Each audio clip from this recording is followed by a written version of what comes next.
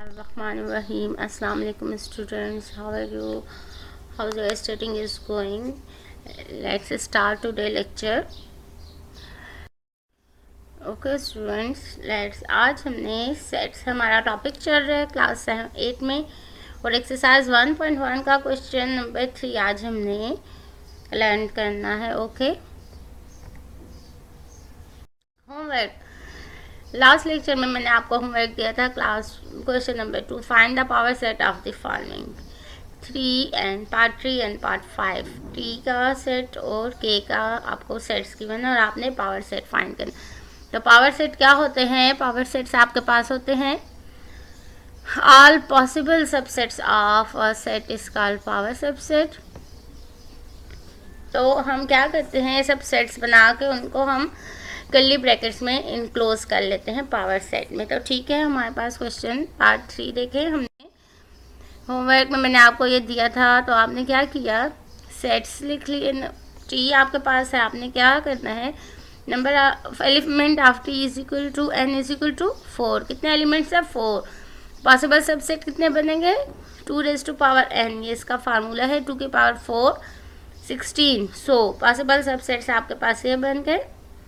ठीक है, empty set plus minus multiply divide plus minus plus multiply plus divide minus multiply minus divide multiply divide plus minus multiply plus minus divide plus minus divide plus multiply divide minus multiply divide plus minus multiply divide. ठीक है, ये इसका answer आ गया, तो आप इसको check कर लें. ओके, पार्ट 4 इसमें जो आपका होमवर्क में मैंने आपको ये पार्ट 5 दिया था, तो ये देख लें इसके कितने एलिमेंट्स बन रहे हैं, 32. और ये एलिमेंट्स हैं आपके, ये सबसेट्स हैं. आप अपने सबसेट्स के साथ इनको चेक करें. ठीक हो गया? क्या कहीं आपने कोई करेक्शन, कोई मिस्टेक तो नहीं किया, कोई मिसिंग तो नहीं है? Okay, so let's start next. आज का जो हमारा टॉपिक है ऑपरेशन ऑन सेट. ठीक है, सेट्स में हमने क्या बनना है, ऑपरेशन ऑन सेट्स बनना है. आपने 7th क्लास में भी पढ़ा है, हम दोबारा से रिकॉल कर लेते हैं. ठीक है, from previous grade we know operation on set such as union, intersection and subtraction. Union, intersection and subtract of set and complement of set. ठीक है, तो एक एक रिव्यू हम कर लेते हैं. यूनियन ऑफ सेट क्या है? जब आप दो सेट्स को कंबाइन कर लेते हैं तो जो आपके पास आंसर आता है, जो सेट न्यू बनता है, वो यूनियन का सेट आ जाता है. जैसे कि एग्जांपल आपको गिवन है, A union B. Intersection of set क्या है? Intersection of 2 set A and B is denoted as A intersection B. ठीक है, ये इसकी सेट बिल्डर फॉर्म है. इंटरसेक्शन में हम क्या करते हैं जी, दो जो कॉमन एलिमेंट्स हैं उनका एक सेट बन जाता है दोनों सेट्स में.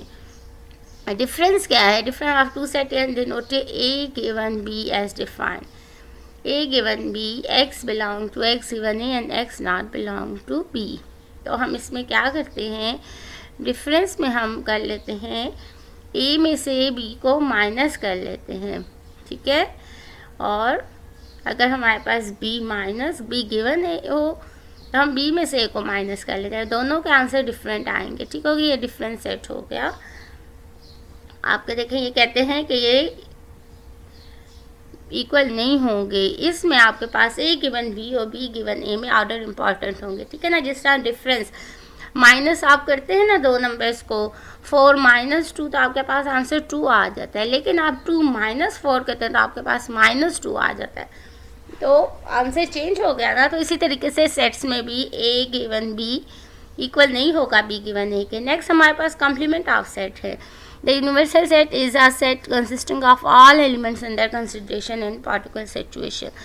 If universal set U and A is subset of B, then complement of A is written A complement. ठीक हो गया? तो आपके पास क्या होगा, कम्प्लीमेंट सेट आपके पास क्या होगा, जिस तरीके से आपने डिफरेंस फाइंड किया है ना. अब यहाँ कम्प्लीमेंट सेट में क्या होगा, आपने यू में से माइनस कर लेना है सेट को. यूनिवर्सल सेट आपको गिवन होगा, उसमें से आपने माइनस कर लेना है गिवन सेट को. ठीक है, ये आपने 7th क्लास में भी पढ़ा है.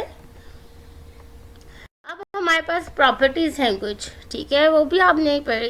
प्रॉपर्टीज़ हम करते हैं जिस तरीके से आपके पास नंबर्स की प्रॉपर्टीज़ थी, रेशनल नंबर्स की प्रॉपर्टीज़ थी, ठीक है ना, इसी तरीके से हमारे पास यूनियन में भी प्रॉपर्टी यूज़ होती है, यूनियंस की भी प्रॉपर्टी है, यूनियन और इंटरसेक्शन की भी प्रॉपर्टी है। Verify commutative and associative law with respect to union and intersection, ठीक है।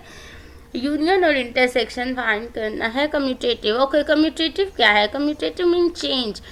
तो हमें कहते हैं कि change of sets doesn't affect on the answer, ठीक है।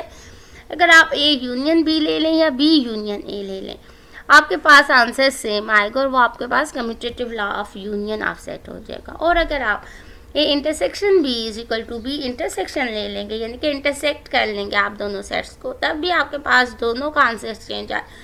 अगर आप ए सेट को रिप्लेस भी कर लेते हैं, उनको सेट्स की प्लेस चेंज कर लें, ठीक है, पहले बी लिख लें फिर ए लिख लें, या पहले ए लिख लें फिर बी लिख लें, आंसर पे कोई फ़र्क नहीं पड़ेगा। Okay, associative law with respect to union and intersection. Associative law क्या आपके पास?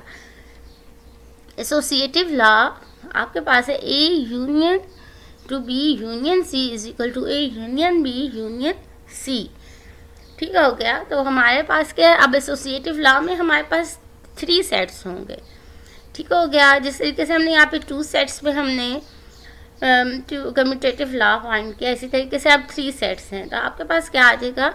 ए union into B union C is equal to A union B union C, ठीक है। ब्रैकेट्स के चेंज करने से आंसर्स पे कोई फ़र्क नहीं पड़ेगा, ठीक है। आंसर आपके पास वो ही होंगे चाहे आप ए बी को ब्रैकेट में ले लें या बी और सी को ब्रैकेट में ले लें। और इसी तरीके से इंटरसेक्शन में भी है, ए इंटरसेक्ट कर लें आप इंटू बी इंटरसेक्शन सी के साथ, या इंटरसेक्शन बी आप इंटरसेक्ट ले लें सी के साथ, आपके पास आंसर विल बी सेम। तभी हम इसके क्वेश्चंस करेंगे तो आपको ज़्यादा क्लियर हो जाएगा, ठीक है। तो let's start. Question number 3 part 1, if A is equal to 1 3 5 7 9 and B is equal to 0 4 8 12 16 20 and C is equal to 0 1 2 4, verify the following, ठीक हो गया। कौन सी प्रॉपर्टी गिवन है? Associative property, A union B is equal to B union A. Solution में A B का set लिख लिया, we have to prove that A union B is equal to B union A. तो A union B ले लेते हैं। ए क्या है? 1 3 5 7 9 और बी क्या है? 0 4 8 12 16 20। तो जब हम इसका यूनियन ले लेते हैं तो हमारा यूनियन में क्या होता है? दोनों सेट्स को हम कंबाइन कर लेते हैं, लेकिन अगर ए और बी में एलिमेंट्स कॉमन आ रहे हो तो उनको हम सिर्फ एक दफ़ा लिखते हैं, ठीक है। तो ये हमारे पास आ गया ए यूनियन बी। अब आपके पास है बी यूनियन ए, बी पहले लिख लें ए बाद में लिख लें, तो फिर भी हमारे पास जब हम उसको कंबाइन करते हैं तो हमारे पास सेम सेट आ जाता है। From equation 1 and equation 2 we can say that A union B is equal to B union A. तो आपने देखा स्टूडेंट्स कि आपके पास प्लेस चेंज करने से, ठीक है ना, आंसर्स पे कोई अफेक्ट नहीं पड़ा। आपने ए यूनियन बी करके उसका आंसर फाइंड किया, बी यूनियन ए करके आंसर फाइंड किया, तो आपके पास आंसर सेम आ गया। तो ये आपके पास आ गई commutative property with respect to union, okay. अब पार्ट 4 है हमारे पास। पार्ट 4 क्या है? B intersection C intersection A is equal to B intersection C intersection A. तो ये आपके पास एसोसिएटिव प्रॉपर्टी, ठीक हो गया, ओके। तो यहाँ पे भी देखें हमने जो एसोसिएटिव प्रॉपर्टी डिस्कस की है वहाँ पे, तो देखिए आप यहाँ पे प्लेसेस और सेट्स जो है ना तो वो चेंज किए हुए हैं। यहाँ पे बी लिखा हुआ इंटरसेक्शन सी इंटरसेक्शन ए लिख लिया है, यहाँ पे B intersection C intersection A लिख लिया, ठीक है। ब्रैकेट्स वही हैं लेकिन सेट्स के प्लेसेस चेंज किए, लेकिन आंसर सेम रहेगा। आपके पास क्या है? A B C. We have to prove that B intersection C intersection A is equal to A B intersection C into A intersection A, okay. अब हम प्रूव करते हैं। B intersection C intersection A ले लेते हैं पहले, right left hand side ले ली, हमने क्या किया, बी इंटरसेक्शन। अब सी इंटरसेक्शन है, या तो आप इसको पहले अलग से इंटरसेक्शन लेके बी के साथ इंटरसेक्ट कर दें, या एक ही स्टेप में आप ये कर सकते हैं। ये प्रोसीजर मैंने क्या कर लिया, B intersection C intersection A. ठीक है, बी आपके पास क्या, 0, 4, 8, 12, 16, 20 इंटरसेक्शन। अब इसका भी सी इंटरसेक्शन ए क्या आया, 1। अब इसका जब आपने इंटरसेक्शन लिया तो आपके पास एम्प्टी सेट आ गया, क्योंकि आपके पास ये देखिए बी में 1 नहीं है, यहाँ पे 1 है, तो हमारे पास कोई ऐसा कॉमन सेट नहीं, नंबर नहीं, एलिमेंट नहीं है इसमें। ठीक हो गया। अब आपके पास नेक्स्ट क्या है, right hand side B intersection C intersection A. B आपके पास के 0, 4, 8, 12, 16, 20 इंटरसेक्शन 0, 1, 2, 4 इंटरसेक्शन 1, 3, 5, 7, 9। अब आपने इसका इंटरसेक्शन ले लिया, पहले आपने बी इंटरसेक्शन सी लिया तो आपके पास क्या आया, 0, 4 इंटरसेक्शन 1, 3, 5, 7, 9। अब आपने इसका इंटरसेक्शन लिया तो आपके पास क्या आ गया, empty set. From equation 1 and equation 2 we can say that B intersection C intersection A is equal to B intersection C intersection A is the answer. Okay